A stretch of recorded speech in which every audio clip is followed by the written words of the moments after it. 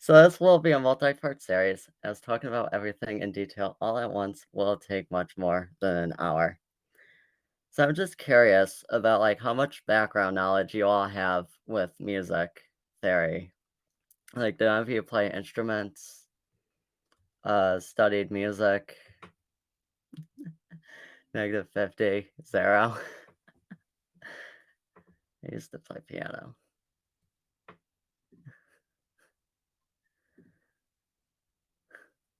0. I don't know. Well, hopefully I'll be able to change that today, and hopefully you guys will be able to walk away with more knowledge than you did before. Hey, Lifestar. So, the topics that I'm going to be covering in this presentation are going to move at a somewhat quick speed. But if you have a question, do not be afraid to put it in chat. I will constantly check the chat. I've built in a lot of extra time in this presentation to be able to discuss in more detail any examples and as well as give examples of anything that I make mention of. There will also be a Q&A session at the end of this presentation, and there is an intermission where I will take questions there as well. So when this presentation does end, I will send along the presentation to everyone, as long as any websites that I make mention of. The presentation will also be recorded and uploaded on my YouTube channel in the coming days. So as mentioned, this will be a multi-part series, so if I do not cover everything, it will roll into the next presentation, but I'm pretty sure that I will cover everything in the span of 1 hour or less. So thank you for your attendance, and let's jump right in. Alright, so the most important part of starting your music composition journey is knowing the basics to music theory. Of course, you could try to do it all by ear. It's good to be versatile in written and oral skills, but knowing the theory can always speed up the composing and lower the chances of confusion along the way. So we'll begin with some basic music theory terms. I'll include pictures on the next few slides, such as that one, that will go into more detail for each one. This is basically an introduction to every term. So let's dive right in. So the first foundation or starting point is getting familiar with the staff and the pitches it shows. In music, the pitches go C, D, E, F, G, A, B. Each line and space shows a different pitch. You can remember the lines with acronyms, such as every good boy deserves fudge, every good boy deserves fudge, and you can remember the spaces with just face. For our sake, we're just going to stick into natural pitches, which is no sharps and no flats. Next, we have intervals. An interval is the distance between two notes. There's a lot of various intervals, but the largest, most common interval is an octave. So like if you start on this E to this E is 1 octave. This F to this F is 1 octave. For our sake, we're going to stick into a perfect fifth, and I'll go into that more later. So it could be major, minor, or perfect intervals. The smallest interval we'll talk about is a minor second. The way you find intervals is how they're made up by their semitones. So a minor second is 1 semitone. A major second is 2 semitones. Minor third is 3 semitones. Major third is 4 semitones. A perfect fourth is 5 semitones. And then we have an exception right here. You could either call it an augmented fourth or diminished fifth, but it's more known as the tritone or the devil's interval, and that is 6 semitones. And then we have a perfect fifth, which is 7 semitones. So why learn intervals? Every interval is the basic foundation to melody making. The shape of the melody will be dependent on the intervals used, such as when you need a final cadence sound, most composers opt for the melody to end with a fourth. Alright guys, all following along so far? have to go explain anything else.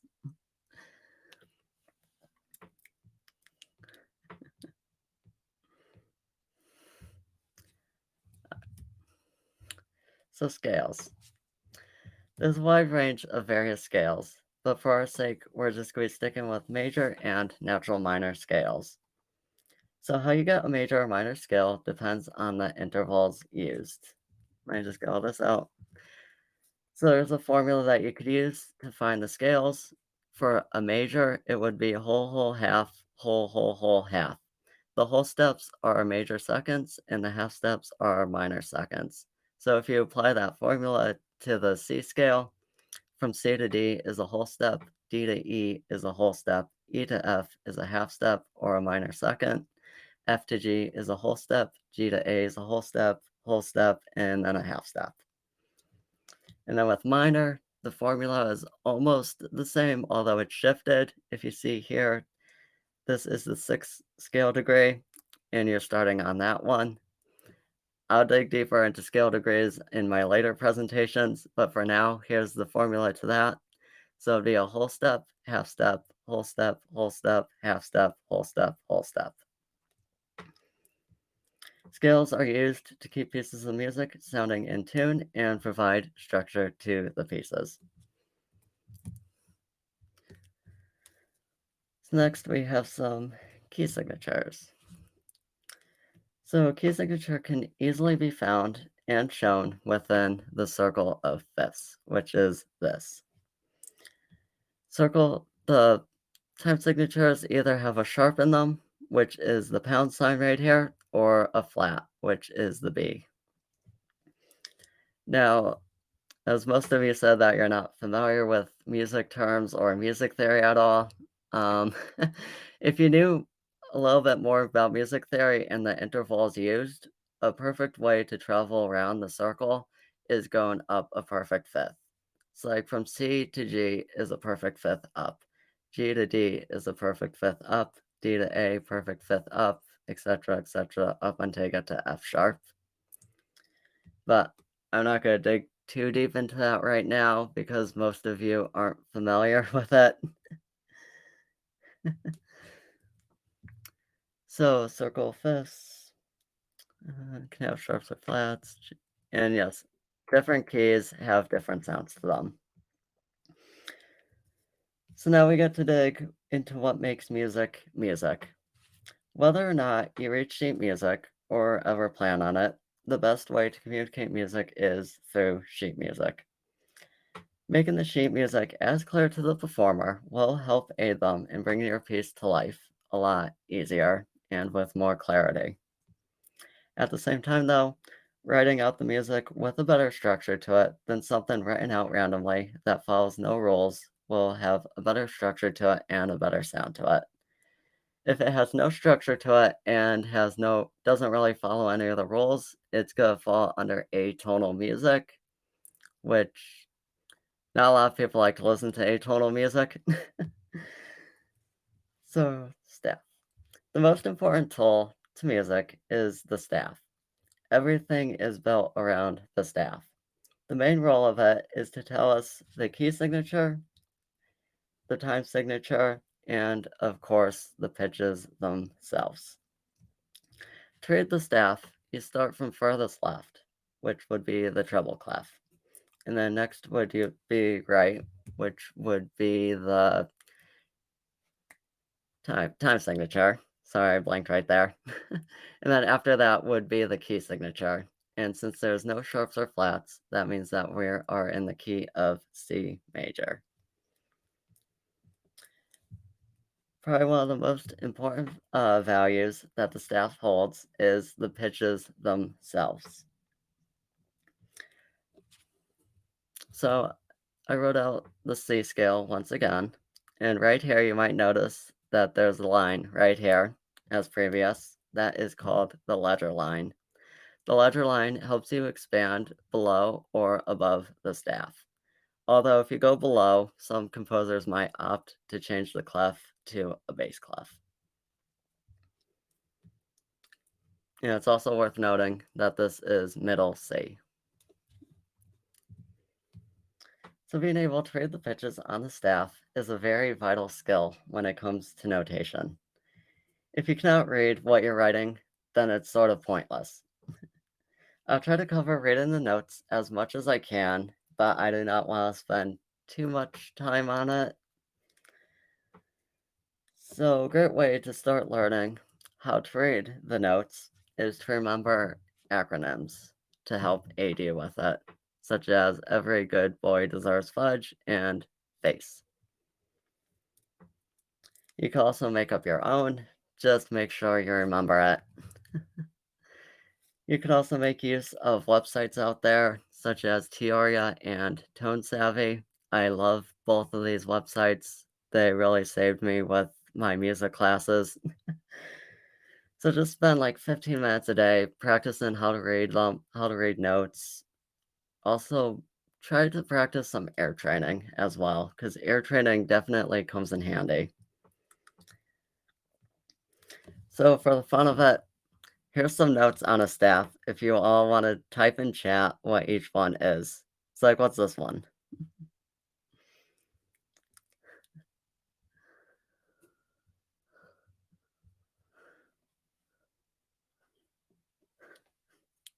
Anyone want to guess?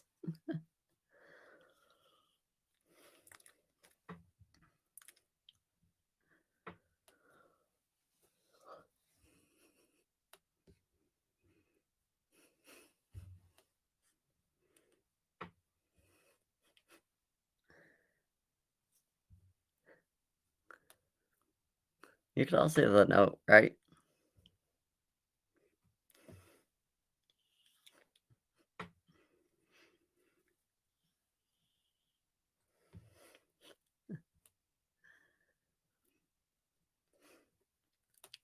Alright, so this first note is going to be a G.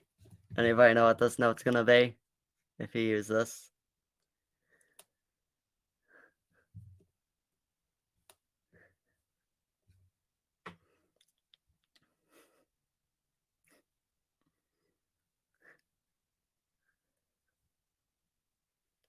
Nobody wants to take a guess?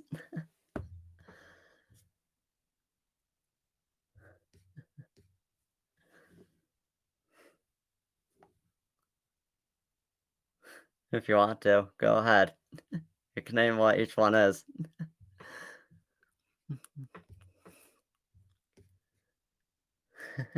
No, no, can't say it. You could save me. What's this note? G, C, E, E. Yes, that's correct. Fly Star got it. So the notes are G, C, E, E. You could have also used this to help you, as it would be every good, G, and then FAC, and then every, E, and then FACE, E. So the next value to look at in the staff is the time signature. The time signature usually has two numbers, one on top and one on the bottom, much like a fraction. However, its purpose is much different than that of math. The top number is to represent how many beats the measure has.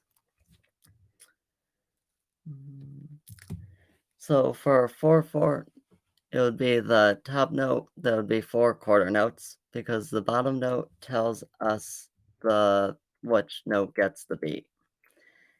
So for an example of that, here is something in 4/4, which has 4 quarter notes, and each quarter note gets the beat. So that would go 1, 2, 3, 4, 1, 2, 3, 4, etc. Then if you are in 3/4, there is going to be 3 quarter notes, and each one has the pulse or beat of the quarter note. So it would go 1, 2, 3, 1, 2, 3, 1, 2, 3, etc. And if you're in 2/4, there is going to be 2 quarter notes, and the quarter note gets the beat. So it's going to be 1, 2, 1, 2, etc., etc.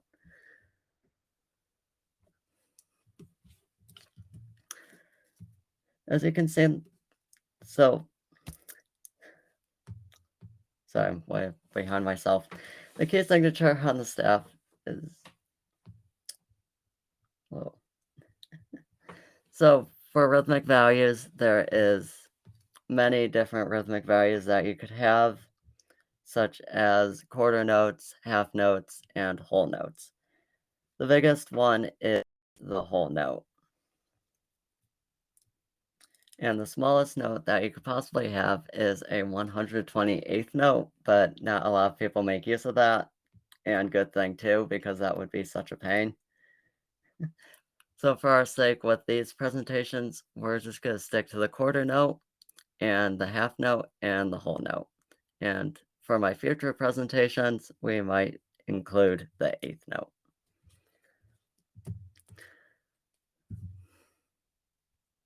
So the key signature. The key signature on the staff is made up of sharps or flats. There's various tricks to being able to remember the key signature quickly, but it also helps to know the circle of fifths as well. For our sake, we're going to be looking at 3 key signatures. Here's some more audience participation. I know you guys love it. What key signature is this? No sharps and no flats.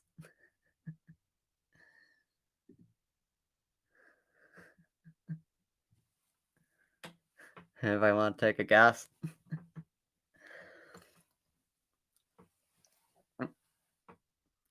21. Close, but not.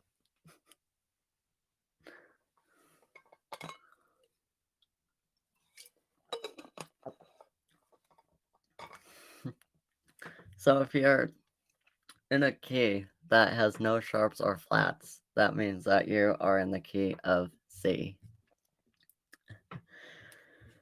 Anybody want to take a guess on what it would be if you have 1 sharp in the key signature?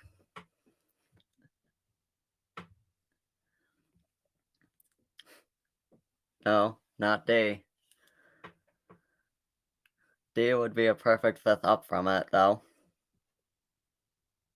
D has 2 sharps. No, B has 4 sharps. You're going the wrong direction.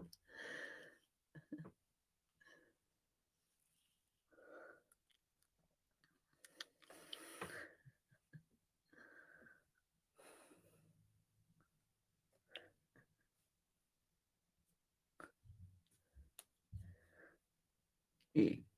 Okay, I'll help you out. It's a G. If you have 1 sharp, you're in the key of G. And a good way to, if you know intervals, you can remember that because from C to G is a perfect 5th up. 1 flat. What key are you in if there is 1 flat? If I want to take a guess on that?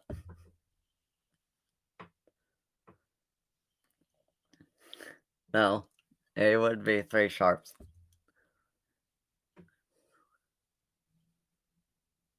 No. B is 4 sharps.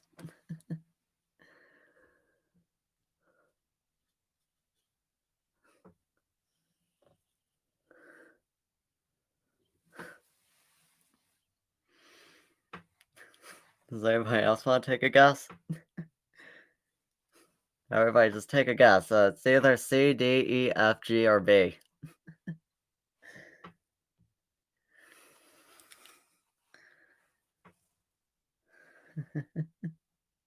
Well, what do you think it is, Lie?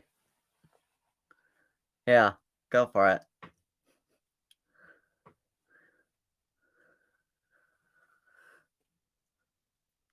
Yes, that's correct. I got it right. If you have 1 flat, you're in the key of F.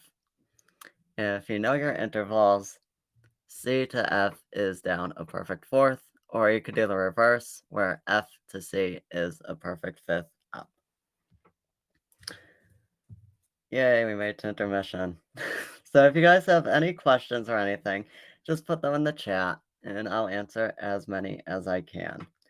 We'll be taking a short intermission for like 10 minutes. After all the music theory that I threw at you, I think we need a break. So when you come back from break, I'll go deeper into intervals, as well as play some audio examples, and then wrap everything up. So now that you know what makes up the staff, we could start applying some melodic writing to the staff. As stated before, we are just going to be going up to a perfect fifth. So here are all the intervals up to the perfect fifth. So what's an interval? An interval is the distance between two notes. Intervals can sometimes outline chords, and chords are made up of 3 notes. I will be digging into chords a lot more in my next presentation, so be sure to keep an eye out for that. And different intervals create different sounds to them.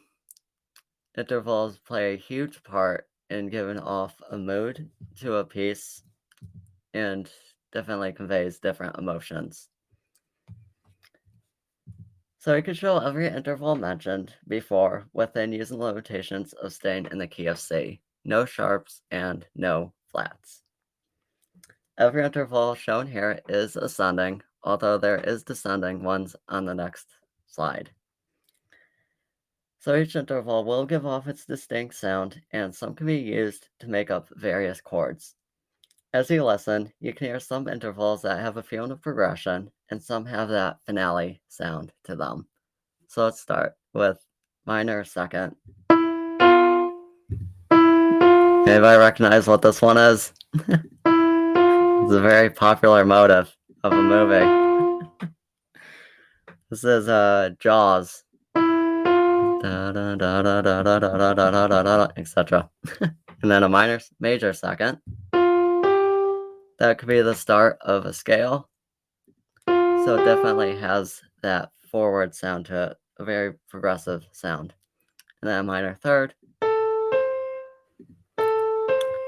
could be used to start to outline a minor triad or minor chord. Then we have a major third, which would be used to outline a major chord. Perfect fourth. Anyone recognize this one? It's the start of Amazing Grace. And then we have the tritone, everyone's favorite. You mainly find tritones in seventh chords. I'm not talking about seventh chords this presentation, but the next one I will. But a tritone on its own, you're not going to really find it on its own. It's very distinct, and it doesn't really resolve well. The next we have a perfect fifth, which has a nice sound to it. It could definitely be outlining the one chord, the major C chord. Then we have some descending intervals. Minor second, major second, could be a descendant scale. Anyone recognize this one? It's Hey Jude. Major third. Perfect fourth. Tritone. Once again, the very, very distinct sound to it. Perfect fifth. I forgot to ask, could you guys actually hear the audio?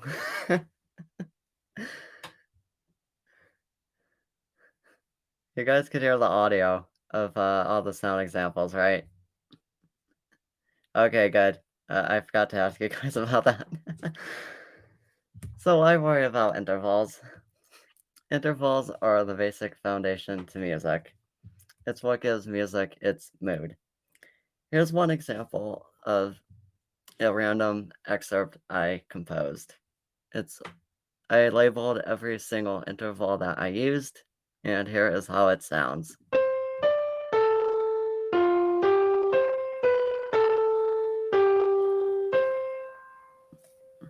So did it sound like it had a finale sound to it? Did it want you leaving more? Or did it just come to like a nice little happy ending? And here's another excerpt that I composed, which is the same rhythm, same exact rhythm, only the intervals changed. So here's how this sounds.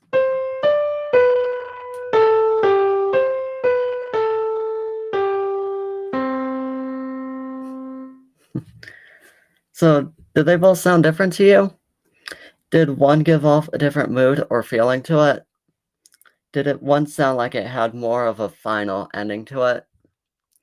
Intervals definitely play a huge part in how we hear music. So here's them both again. Same rhythm, same exact rhythm. Only thing different is the intervals.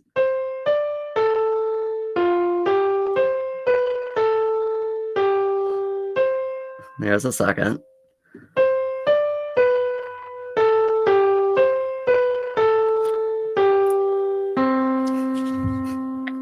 So it might just be me, but it seems like everything after this one point sounds like a completely different piece, even though the intervals are exactly the same, except for the final and the way that it is approached. So intervals make a perfect segue into voice leading, which also plays such a highly important role in how music will sound. But for today, we are not going to be tackling voice leading because that is going to be a whole presentation within itself. So at this time, I will be opening up the Q&A session for any questions that you may have. And the Q&A session is started. So any questions, just put it in the Q&A tab.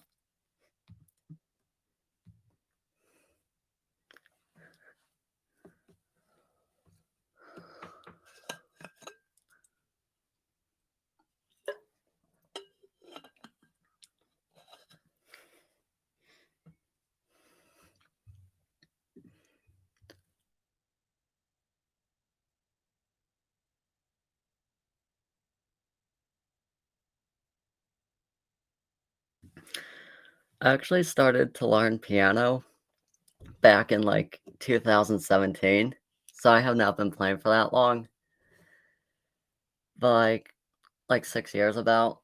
And then I was studying music theory around the same time as that. And then for composing, I picked up composing around the same time that I was practicing piano and music theory. So I kind of tried to tackle all three at once.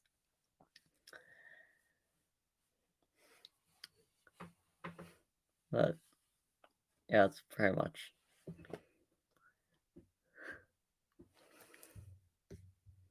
And trust me, I'm still learning. It never ends. You never get really great at it. You just keep learning and keep applying what you learn.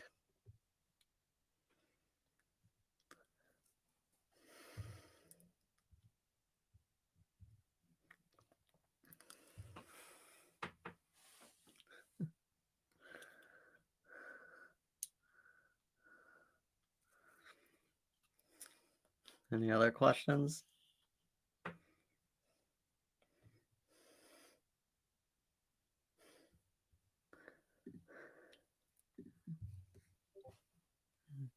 Mm.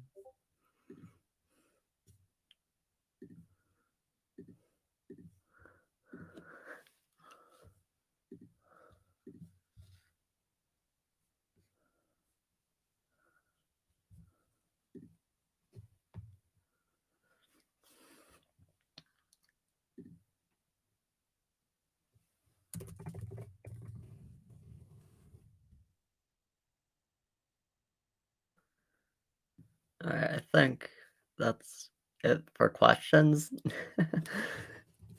Alright, so thank you everyone for attending today's event. I hope you will fill out the feedback form that is going to be coming to your emails shortly.